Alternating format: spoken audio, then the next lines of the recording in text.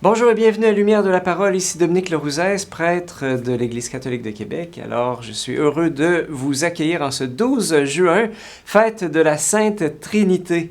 Alors, quel mystère, hein? Parfois, on parle souvent de Dieu comme comme une personne, comme s'il n'y avait pas le Père, le Fils et le Saint-Esprit. Parfois, on parle de Jésus comme complètement détaché, comme s'il était un peu le prophète de Dieu. Mais Jésus est la deuxième personne de la Trinité, le Père est la première personne de la Trinité, le Saint-Esprit est la troisième personne de la Trinité. Bref, on a un Dieu en trois personnes. Je pense que des fois, on l'oublie un petit peu. Hein? et, et ce qui est beau, c'est que la plus belle image, en fait, pour parler de la Trinité, c'est la famille. On peut parler d'une famille, une seule famille, mais avec plusieurs membres. Et il est beau de penser aussi que notre Dieu est famille. Mais bon, je m'arrête là, on écoute l'Évangile et puis on revient avec le mystère de la Trinité. Donc, de l'Évangile de Jésus-Christ selon Saint Jean. En ce temps-là, Jésus dit à ses disciples, « J'ai encore beaucoup de choses à vous dire, mais pour l'instant, vous ne pouvez pas les porter. Quand il viendra, lui, l'Esprit de vérité, il vous conduira dans la vérité tout entière. En effet, ce qu'il dira ne viendra pas de lui-même, mais ce qu'il aura entendu, il vous le dira. Et ce qui va venir, il vous le fera connaître. Lui me glorifiera, car il recevra ce qui vient de moi pour vous le faire connaître. Tout ce que possède le Père est à moi. Voilà pourquoi je vous ai dit, l'Esprit reçoit ce qui vient de moi pour vous le faire connaître. Acclamons la parole de Dieu. Louange à toi, Seigneur Jésus. Alors, le mystère de la Trinité, un seul Dieu en trois personnes, c'est vraiment un défi lancé à la mathématique. Hein? Comment une seule chose pourrait en être trois en même temps? En fait, c'est le mystère de Dieu qui est un mystère pour nous. Nous devons accepter qu'on n'est pas capable de comprendre complètement. Mais Dieu se révèle, donc voilà. D'ailleurs, Dieu est l'inventeur des mathématiques, alors il peut bien se permettre des petites folies. Alors, mais il est bon aussi de se rappeler que Dieu est relation d'amour, donc, et qui peut éclairer nos propres relations humaines. Parce que en Dieu Trinité, on a ces trois principes, le moi, l'autre, et la communion. Et dans nos relations humaines, il est important de conserver les trois.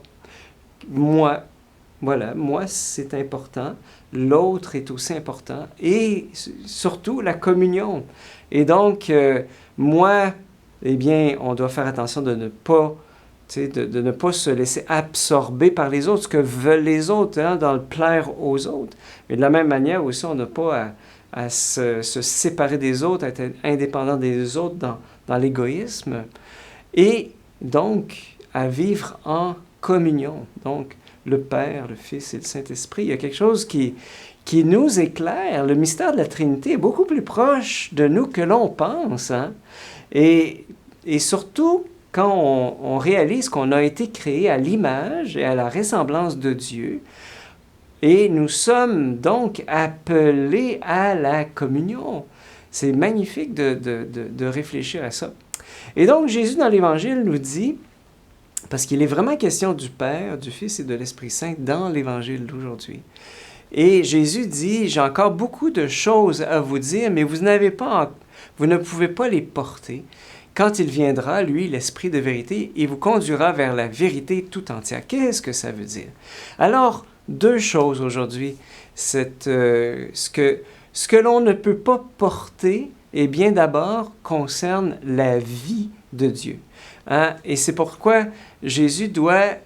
C'est tout le rôle de Jésus et de l'Esprit, de nous révéler cette vie de Dieu, afin qu'on puisse l'expérimenter dans nos relations. Et cette vie, en fait, cette vie dans la Trinité, elle est tellement autre par rapport à tout ce que l'on connaît qu'on ne peut même pas s'en faire une idée. Imagine là qu'un bébé dans le ventre de sa mère pouvait parler, pouvait communiquer avec nous.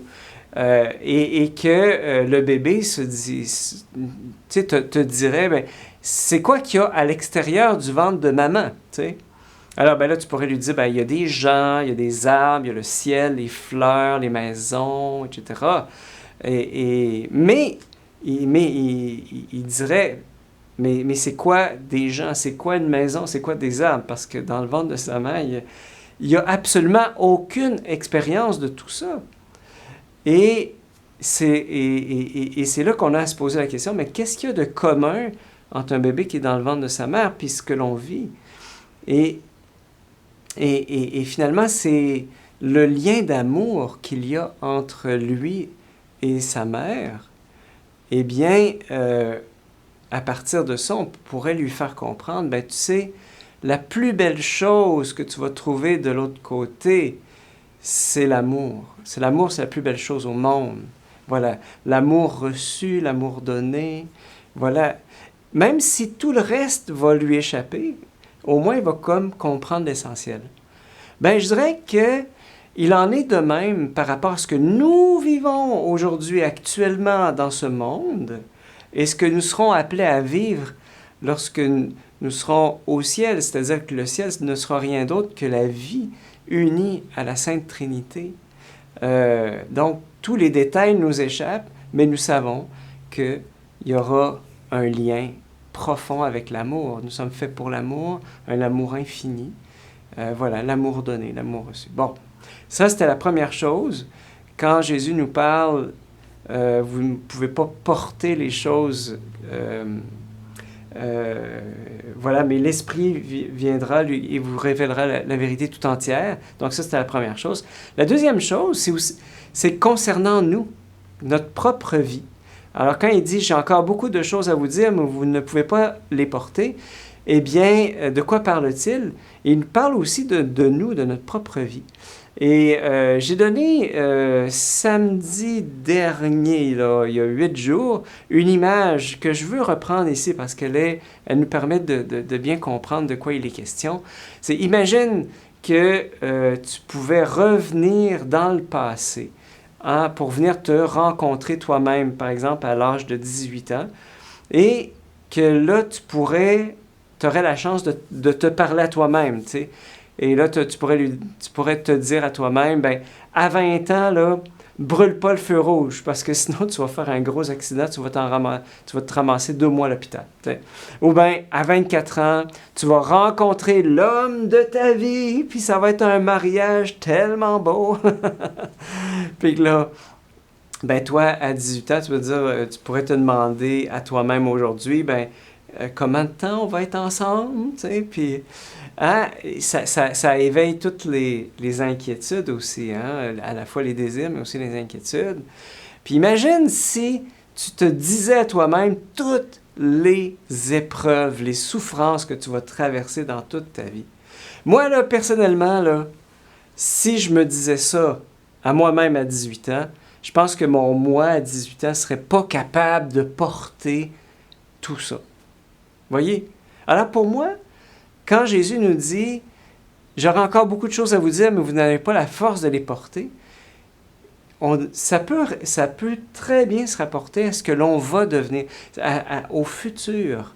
On n'a pas la force, en fait, de porter ce que l'on va devenir. Mais c'est pourquoi Jésus nous promet l'Esprit Saint. Et l'Esprit Saint nous est donné dans le moment présent.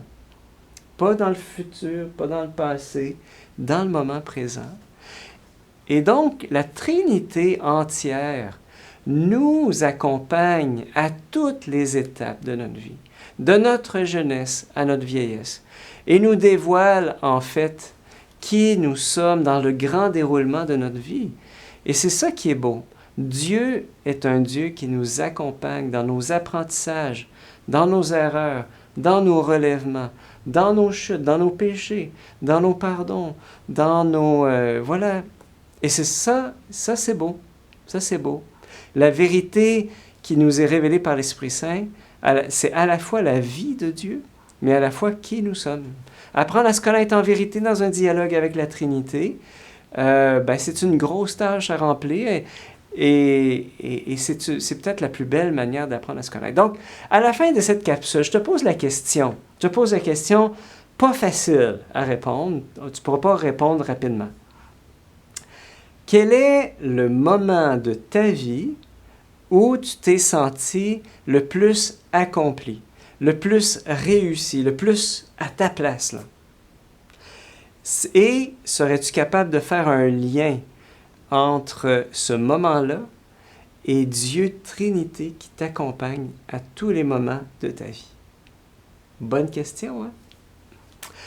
Que toute la gloire soit rendue au Père, au Fils et au Saint-Esprit, au Dieu qui est, qui était et qui vient, pour les siècles des siècles.